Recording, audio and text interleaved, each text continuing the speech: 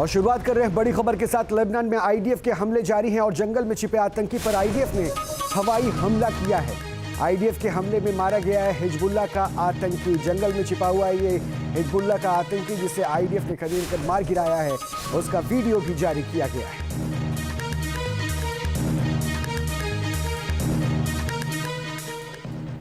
तो देखिए लेबनान में किस तरह से लगातार इजराइल के हमले और ज़्यादा घातक होते जा रहे हैं। ये लेबनान में ही आईडीएफ के अटैक के बाद का लिया गया वीडियो फुटेज है जिसमें दिखाया जा रहा है कि हिजबुल्लाह के आतंकी जो वहाँ पे छिपे हुए थे उसे टारगेट करते हुए आईडीएफ की तरफ से स्ट्राइक किया गया और धमाका करके उसे उड़ा दिया गया है।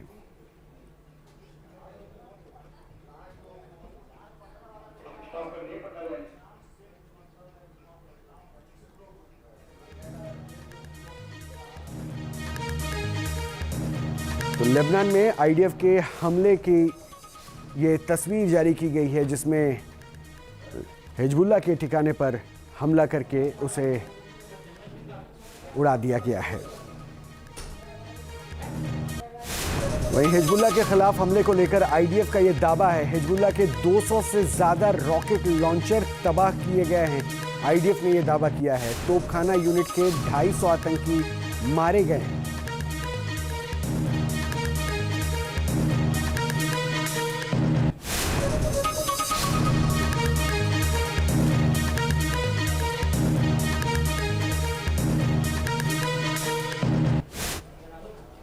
आज दुनिया के सामने सबसे बड़ा सवाल एक ही है कि क्या सीज फायर रहेगा या टूटेगा, और अगर टूटेगा तो क्या होगा।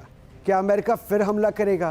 क्या मिडिल ईस्ट में फिर से युद्ध शुरू होगा? क्या इस बार का युद्ध ज़्यादा विनाशक होगा? क्या अमेरिका एटम बम का इस्तेमाल करेगा? और इन सबसे महत्वपूर्ण पहले की तरह स्ट्रेट ऑफ हॉर्मुज से आवाजाही शुरू हो जाएगी? ये कुछ ऐसे सवाल हैं जिनका जवाब भविष्य के गर्भ में छिपा है। लेकिन सीज फायर का ऐलान करने के बाद भी अमेरिका ऐसा कुछ कर रहा है जिसने पूरी दुनिया की धड़कन बढ़ा दी है।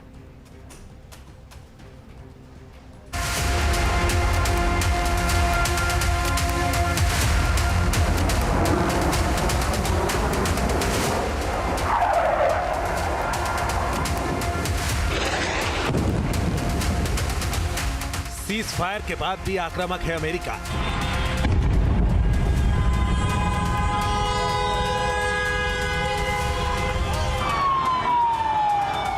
क्या ईरान पर फिर करेगा जंगी धमाका?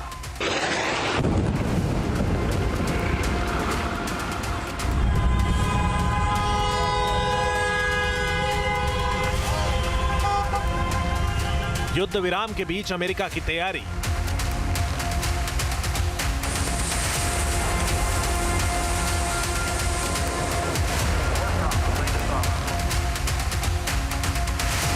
क्या फिर करेगा ईरान पर बमबारी?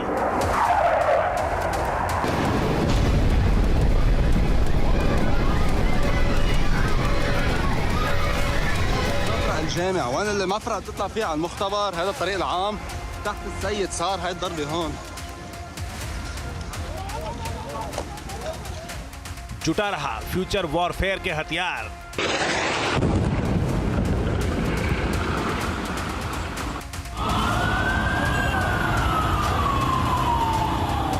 क्या तेहरान पर फिर होगा विनाशकारी प्रहार?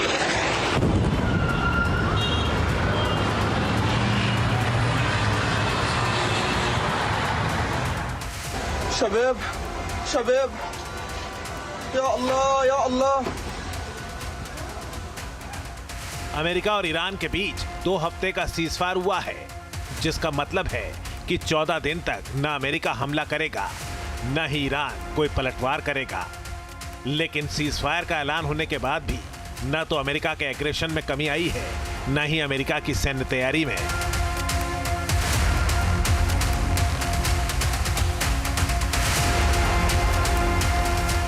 ईरान के मोर्चे पर अमेरिका ने भले ही बारूदी धमाके करना बंद कर दिए हैं, लेकिन भविष्य में अमेरिका इससे भी विनाशकारी युद्ध का आगाज कर सकता है। ईरान पर अमेरिका फिर हमला कर सकता है। इसका संकेत सीजफायर के बाद आ रहे बयानों से मिल रहा है। A ceasefire is a pause, and the joint force remains ready if ordered or called upon to resume combat operations with the same speed and precision as we've demonstrated over the last 38 days, and we hope that that is not the case.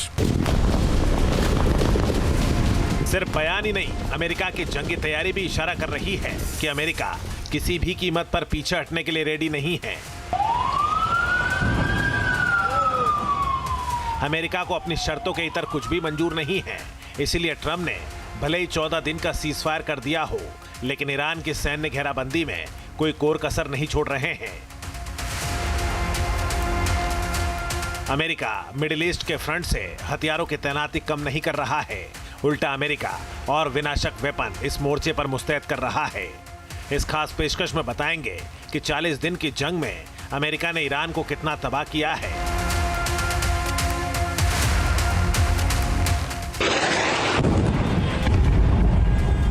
इसके साथ ही Iran के खिलाफ अब कौन सा चक्रव्यूह रच रहा है अमेरिका, ये भी बताएंगे। तो आप बने रहिए न्यूज नेशन के साथ।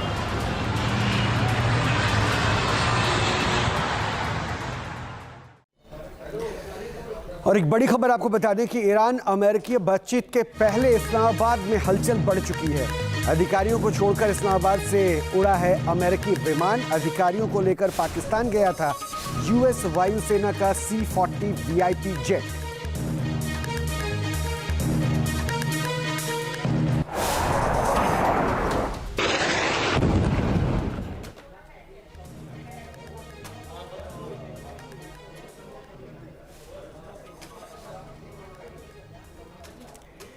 अमेरिका हर समय वॉर मोड में रहता है। उसके पास ऐसे ऐसे हथियार हैं जिससे वो किसी भी वक्त कहीं भी जंग शुरू कर सकता है। लेकिन ईरान के खिलाफ लड़ाई के बाद अमेरिका को महसूस होने लगा है कि उसके तरकश में मौजूद हथियारों को ज़्यादा धारदार बनाने की ज़रूरत है।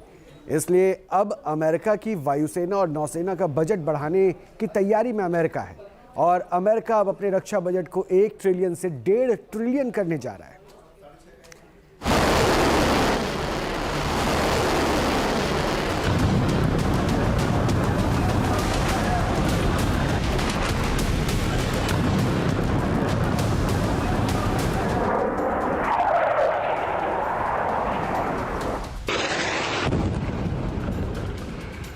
सीजफायर को अगर ईरान अपनी जीत मान रहा है तो यह उसकी गलतफहमी है। 14 दिन के युद्ध विराम को अगर तेहरान अमेरिका की हार बता रहा है तो यह उसका मुगालता है। Ceasefire is a pause, and the joint force remains ready if ordered or called upon to resume combat operations. क्योंकि अमेरिका की तरफ से जो बयान दिए जा रहे हैं वो बता रहे हैं कि अमेरिका ने सिर्फ हमले रोके हैं, युद्ध का पूरी तरह अंत नहीं किया है।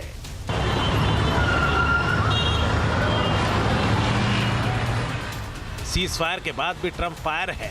ट्रुथ सोशल पर ट्रंप ने ईरान को 40 दिन की जंग से भी ज्यादा विनाशक युद्ध की धमकी दी है। ट्रंप ने पोस्ट में लिखा, ईरान और उसके आसपास तब तक तैनात रहेंगे जब तक कि वास्तविक समझौते का पूरी तरह से पालन नहीं हो जाता। यदि किसी भी कारण से ऐसा नहीं होता है, जिसकी संभावना बहुत कम है, तो गोलीबारी शुरू हो जाएगी, जो पहले कभी नहीं देखी गई, उससे कहीं अधिक बड़ी, बेहतर और शक्तिशाली होगी।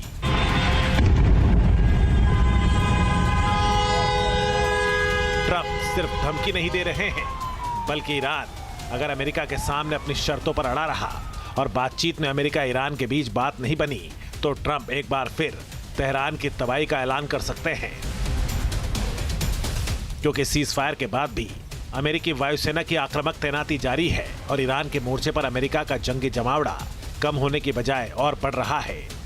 अमेरिकी वायुसेना A-10 फाइटर जेट्स को मिडिल ईस्ट के फ्रंट पर डिप्लॉय कर रही है। इसके साथ ही अमेरिकी वायुसेना ने इस जंगबाज को नई तकनीक से लैस भी किया है। इस फाइटर जेट को नए उपकरण से लैस किया गया है, जिसने A-10 वॉर्थोंग को ईंधन भरने का एक और तरीका प्रदान किया है। अमेरिकी वायुसेना ने एक प्रोब रिफ्यूलिंग एडेप्टर विकसित किया है, जो पुराने हो चुके A-10 थंडरबोल्ट 2 को ईंधन भरने के लिए और अधिक विकल्प प्रदान कर सकता है। प्रोब एंड ड्रॉग प्रणाली में एक लचीली नली का उपयोग किया जाता है, जिसके एक सिरे पर फनल के आकार का ड्रॉग लगा होता है। नली का सिरा प्राप्त करने वाले विमान पर लगे प्रोब में प्लग किया जाता है, जिससे आसमान में हजारों फीट ऊंचाई पर रिफ्यूल किया जा सकता है। इस तकनीक का इस्तेमाल हाल ही में अमेरिकी एयरफोर्स ने किया है, जब A-10 थंडरबर्ड 2 ने पहली बार प्रोब एंड ड्रोग सिस्टम का उपयोग करके C-130 टैंकर विमान से ईंधन भरा है। A-10 विमान को खास तौर पर जमीनी सेना को सुरक्षा देने और करीबी हवाई हमलों में महारत हासिल है। इसे वॉरथोंग भी कहते हैं। इसे टैंक किलर के नाम से जाना जाता है। A-10 पर लगी 30 mm की गैटलिंग गन 1 मिनट में करीब 3900 राउंड फायर कर सकती है। इसकी बॉडी टाइटेनियम की बनी है, इससे यह दुश्मन की गोलीबारी के बीच भी सुरक्षित रहता है। यह विमान क्लस्टर बम और मिसाइलों से लैस होता है। सीज फायर के दौरान भी अमेरिका ने अपने सबसे घातक विमानों में से एक A-10 थंडरबोल्ट को जॉर्डन में तैनात करके रखा हुआ है। यह खास मकसद से, क्योंकि अभी भी शुरुआती दिन है सीज फायर के, अभी चीजें बहुत करवट ले सकती हैं। अभी यह वार्ता पूरी तरह से असफल भी हो सकती है, यह सैबोटाज भी हो सकती है। तो उस दशा में अमेरिका इस पूरे इलाके में अपनी एयर सुपीरियरिटी को नहीं खोना चाहेगा, और यही वजह है कि वो A-10 को पूरी तरह से तैनात किए हुए। और एक और आशंका है कि अगर वार्ता असफल होती है, अटैक्स फिर शुरू होते हैं, और इस बार हो सकता है अमेरिका यहां पर ग्राउंड इन्वेजन के लिए पुख्ता तौर पर जाए, तो उस दशा में भी एक एयर सपोर्ट जरूरी होता है, उसके लिए भी A-10 आवश्यक होगा। तो हर तरह से अमेरिका दिखाना चाहता है कि वो किसी जल्दबाजी में नहीं है।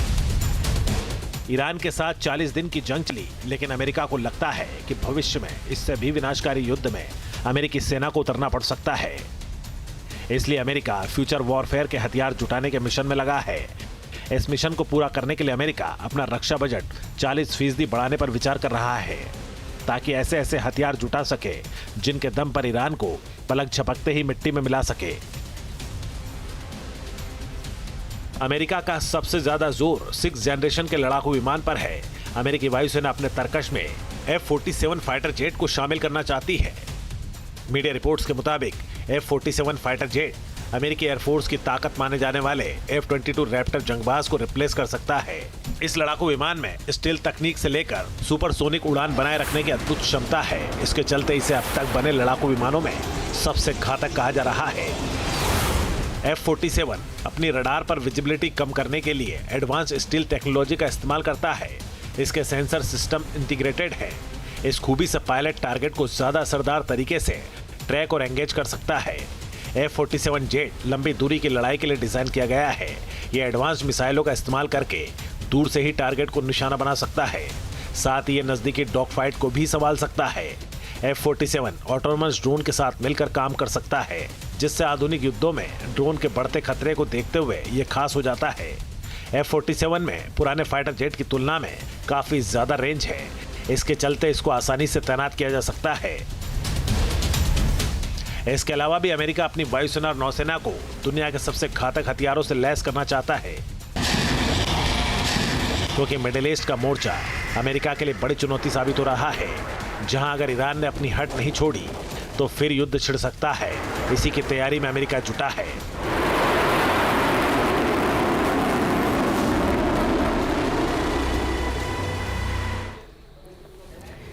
अब प्रश्न ये है कि आखिर अमेरिका इस पैसे का इस्तेमाल कहां करेगा। अमेरिका बनाएगा 85 F-35 fighter jet, 24 F-15 EX Eagle जंगी विमान, 100 B-21 रडार बॉम्बर और साथ ही E-7 वेजिटेल एवॉक्स सिस्टम भी अपनी सेना में शामिल करेगा।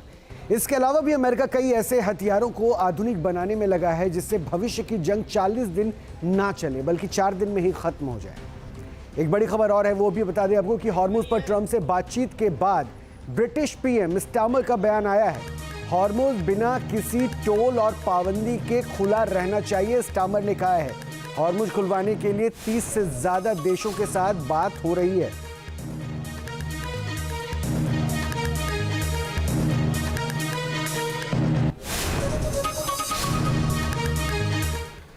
अगर ईरान सीज फायर करने के लिए रेडी नहीं होता तो दुनिया अमेरिका की असली ताकत देखती। ऐसा इसलिए कहा जा रहा है क्योंकि ईरान को तबाह करने के लिए अमेरिका ने घातक मिसाइल से हमला करने की तैयारी कर ली थी। 40 दिन के बाद अगर जंग आगे बढ़ती तो मुमकिन है कि अमेरिका के पास इन हथियारों का इस्तेमाल करने के सिवाय कोई और चारा भी नहीं बचता। आखिर अमेरिका के वो कौन कौन से हथियार हैं जो सीज फायर टूटने के बाद ईरान पर काल बनकर बरसेंगे।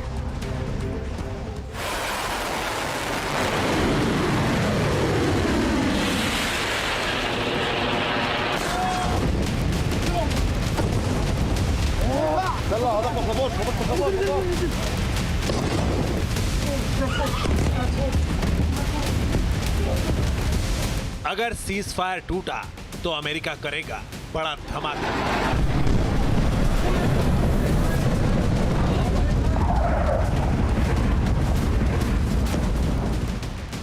अगर अमेरिका ईरान फिर जंग में उतरे तो इस बार होगा सबसे विनाशक वार।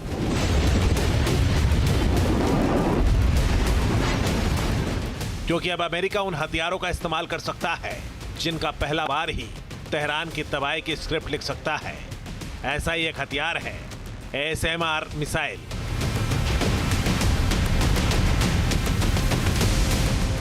मीडिया रिपोर्ट्स के मुताबिक ट्रंप ने ईरान पर हमला करने के लिए इस मिसाइल को लॉन्च करने का प्लान बना लिया था, लेकिन उसी वक्त सीजफायर हो गया।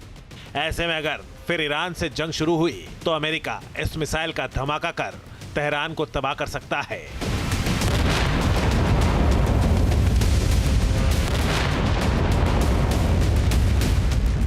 क्योंकि सीजफायर के बाद भी ट्रंप जंग की तैयारी करने का दम भर रहे हैं। ट्रंप ने ट्रूथ सोशल पर पोस्ट किया है, हमारी महान सेना अपनी पूरी तैयारी कर रही है और आराम कर रही है। असल में वो अपनी अगली जीत का बेसब्री से इंतजार कर रही है। अमेरिका वापस आ गया है। ट्रंप के इसी प्लान के तहत अमेरिका ने अपनी सबसे घातक लंबी दूरी की क्रूज मिसाइल JSMR यानी joint air to surface missile extended range को बड़े पैमाने पर तैनात कर दिया है।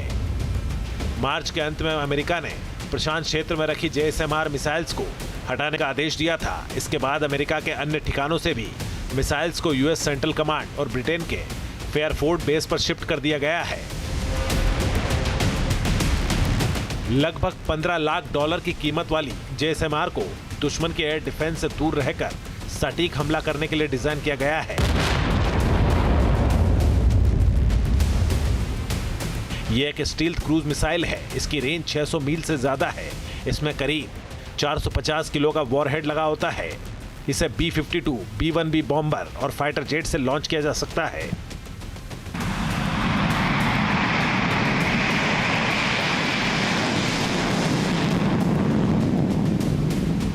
इसके अलावा अमेरिका के पास कम दूरी वाली JSM भी है, जिसकी रेंज लगभग 250 मील है। JSMR अमेरिका की सबसे भरोसेमंद और घातक मिसाइलों में से एक मानी जाती है। इसकी सबसे बड़ी खूबी इसकी मारक क्षमता है। करीब 600 मील की मारक क्षमता का मतलब है कि अमेरिकी लड़ाकू विमान दुश्मन की सीमा में घुसे बिना ही बहुत सुरक्षित दूरी से सटीक हमला कर सकते हैं। इस मिसाइल की स्पीड और इसका रडार से बच निकलने वाला स्टेल्थ डिजाइन इसे दुनिया की सबसे खतरनाक मिसाइलों की लिस्ट में शुमार करता है। यह मिसाइल ईरान के उन मजबूत ठिकानों को निशाना बनाने के लिए बनाई गई है जो भारी सुरक्षा और एयर डिफेंस सिस्टम से घिरे हुए हैं।